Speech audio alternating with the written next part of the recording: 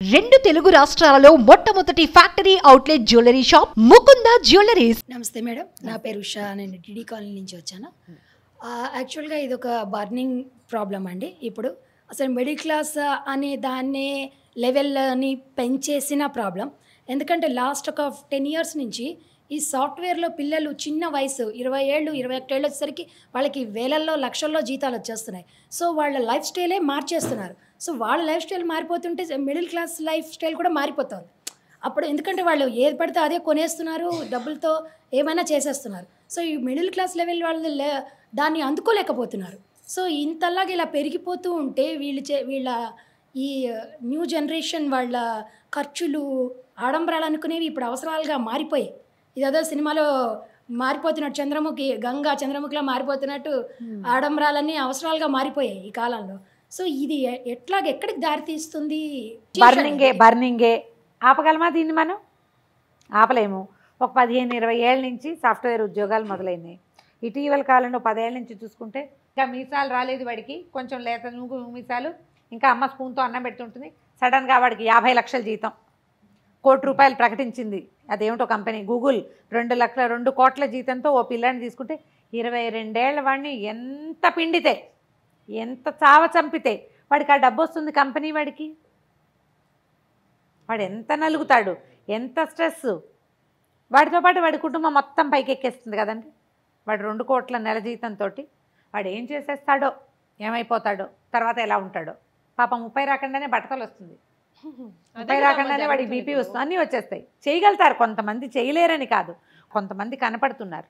కాకపోతే ఏంటంటే ప్రతి ఇంజనీరింగ్ పిల్లవాడికి అది రాదు, ప్రతి ఐఐటిఎన్కి అది రాదు. కొంతమందికి వస్తుంది, చాలా కొద్దిమంది. మిగిలిన వాళ్ళందరికీ కూడా ఈ మన ఏమంటారు క్యాంపస్ సెలెక్షన్స్ వచ్చేస్తున్నాయి.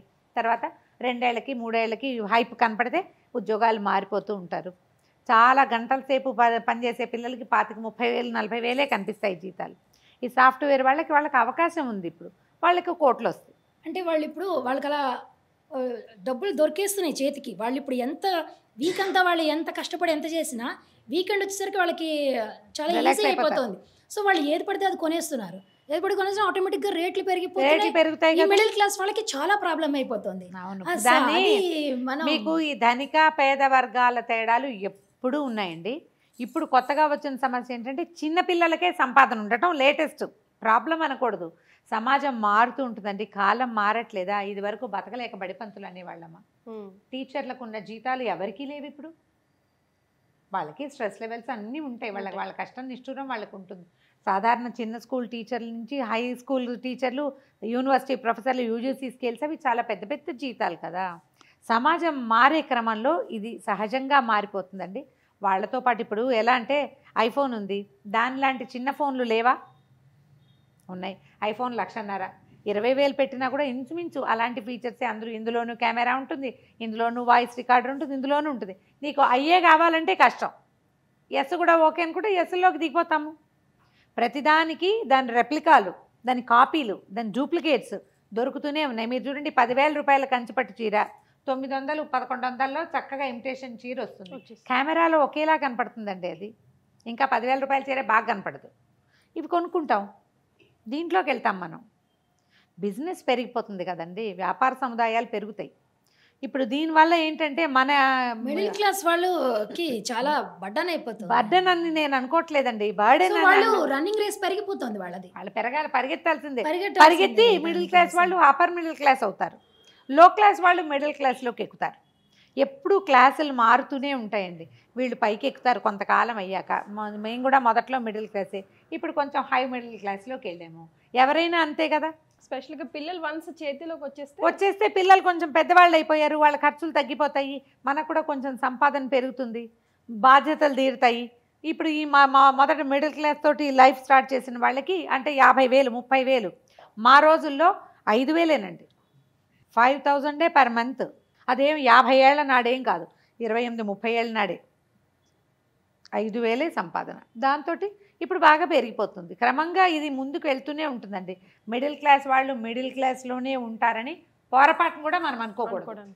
ఎందుకంటే పిల్లలు ఎదిగి చేతికి వచ్చేసరికల్లా, పిల్లల సంపాదనలు వచ్చేసరికి ఆటోమేటిక్గా లైఫ్ మారుతుంది. వాళ్ళ ఖర్చులు మనకు ఉండవు. మనంగానే ఉన్నా కూడా పేరెంట్స్ అదే 50,000లో ఉన్నా అదే 70,000లో ఉన్నా కూడా వీళ్ళ లివింగ్కి ఇది సరిపోవచ్చు. సో అంటే వాళ్ళకేమి ఇట్లా ఉండాలి అంతలాగా ఇది పెంచేయకూడదు అని అలా ఎలా ఏమన్నా చెప్తామండి? మీకు బాగా సంపాదన పరుడైన వాడికి మార్గదర్శకాలు మనం ఇవ్వలేము. నువ్వు ఖర్చు పెట్టుకోవద్దు, నీ దగ్గర డబ్బులుంటే మా మమ్మల్ని ఇబ్బంది పెట్టద్దు అని ప్రజలు ఎట్లా అడుగుతారు దాన్ని? ప్రజలు అడగలేరు కదా. నువ్వు కూడా నీ లివింగ్ మార్చుకో, లేదా నీ ఐడియాలజీ మార్చుకో, అంతే తప్ప మనం వీళ్ళని మీరు ఇంత ఖర్చు పెట్టడం వల్ల, మీరు ఇంతంత జీతాలు ఇవ్వటం వల్ల మిడిల్ క్లాస్ పీపుల్కి ఇబ్బంది అవుతుంది అని చెప్పలేకపోతాం. ఇప్పుడు వీళ్ళకి 1,00,000 2,00,000 జీతాలు ఎవరు ఇస్తారమ్మా? అంతెందుకమ్మా, ఇప్పుడు ఇంట్లో 2 తోటికోడళ్ళు ఉన్నాయనుకోండి, ఒకరు జాబ్ చేసి ఒకరు జాబ్ చేయలేదు అనుకోండి, నువ్వు చేయట్లేదని దాన్ని ఖర్చు పెట్టద్దు అంటే ఎట్లా అవుతుంది? సేమ్ ఐడియాలజీ అంతే. ఇప్పుడు అంటే ఒక కంపెనీ ఒక కుర్రాడికి లేదా అలాంటి ఒక 25-30 మంది పిల్లలకి తలా ఒక 2 లక్షలు నెలకి జీతం ఇస్తుందంటే వాడు ఎంత బిజినెస్ వస్తే ఇస్తాడండి? నాకు 1 లక్ష ఇచ్చారంటే వాళ్ళకు 10 లక్షలైనా రావాలిగా. వాడికి 1.5 వస్తే నాకు 1 లక్ష ఇవ్వడు కదండి, అవునా? చాలా వస్తుందండి. ఈ బిజినెస్ అంతా ఎక్కడి నుంచి వస్తుంది? ప్రజల నుంచే వస్తుంది. వాడు ఆకాశంలో చేయడు కదా, మార్స్కి వెళ్ళి బిజినెస్ చేయటం లేదు. ఏ కంపెనీ వాళ్ళు కూడా ఇక్కడే బిజినెస్ చేస్తున్నారు, వాళ్ళకి ఇక్కడే డబ్బులు కనపడుతున్నాయి. క్లాస్ వాళ్ళే మహారాజా పోషకులు అందరికి, ప్రొడక్ట్స్ అన్ని ప్రపంచం మొత్తానికి వీళ్ళే టార్గెట్. ఇన్కమ్ ట్యాక్స్ కట్టే వాళ్ళు కూడా, ట్యాక్సులు కట్టే వాళ్ళు కూడా high taxpayers middle class వాళ్ళే ఉంటారు. మిడిల్ క్లాస్ వాళ్ళే ఉంటారు. ఇప్పుడు మనం ఏం చేయొచ్చు అంటే మన ఐడియాలజీలో మార్పు, మన సంపాదనలో మార్పు, మన ఖర్చుల్లో మార్పు చేసుకుంటుంటే మనం కూడా నేను చెప్తున్నా కదా, ఏ మిడిల్ క్లాస్ వాళ్ళు అందులోనే ఉండరు, గ్యారంటీగా ముందుకెళ్తారు, వెళ్ళిపోతారు. తర్వాత ఆ స్థానాన్ని ఇంకొకళ్ళు భర్తీ చేస్తారు. ఇప్పుడు ఖర్చు పెట్టేవాడిని నువ్వు పెట్టద్దు అని చెప్పలేకపోతాం, ఇంట్లో పిల్లల్నే చెప్పలేము మనం. అంటే ఎందుకంటే ఎకానమీ నడవదు కదండి. అట్లా వాళ్ళు కూడా ఖర్చు పెట్టకపోతే ఈ దేశంలో తయారయ్యే ప్రోడక్ట్స్ ఎవరు కొంటారు? బిజినెస్ నడవకపోతే దేశం ఎట్లా ముందుకెళ్తుంది? అలా అనడానికి వీల్లేదు అసలు. మనం ఖర్చు పెట్టేది వాళ్ళు పెడుతుంటారు, మనం వెళ్ళిన దారిని వెళ్తూ ఉంటాము, వీళ్ళు ముందుకు నడుస్తూ ఉంటుంది. ఇలా కొత్త నీరు పాత నీరు అలా నడుస్తూనే ఉంటాయండి. అవి పోయి కొత్త వస్తాయి, మళ్ళీ ఈ నీరు పోయాక ఇంకో కొత్తది వస్తుంది. ఈ మధ్యతరగతి తరాన్ని ఇంకొక తరం, తర్వాత తరం రీప్లేస్ చేస్తుంది. రైట్, ఎవరు అక్కడే ఆగిపోరు కదా. Next question please.